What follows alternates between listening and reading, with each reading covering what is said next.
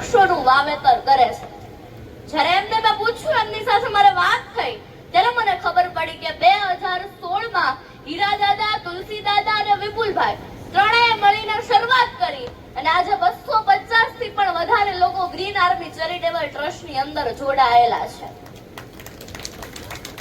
Green army charitable trust કે માત્ર વૃક્ષો વાવવા એમ નહીં, પણ એમનું જતન કરે છે, પાણી પાઈને એમનો ઉછેર કરે છે. કહેવાય ને કે બડી માसूम सी है ये जिंदगी, बड़ी मासूम सी है जिंदगी, शहरों में रहना और गांव भी चाहिए, शहरों में रहना और गांव भी चाहिए, वृक्ष को काटना, पेड़ को काटना और छांव भी चाहिए.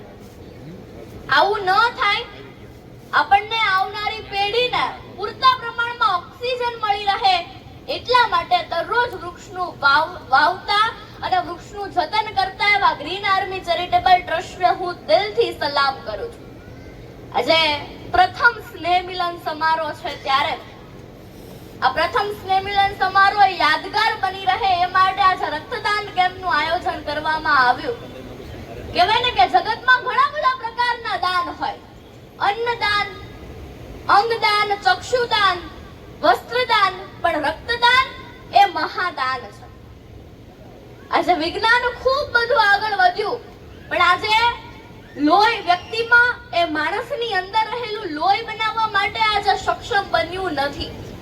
કોઈ ગરીબને એવું થાય કે મારે દાન આપવું છે, ત્યારે કુદરતે સરસ મજાની એવી વ્યવસ્થા કરી છે કે રક્તદાન કરીને આ પ્રકૃતિનું ઋણ ચૂકવવાની.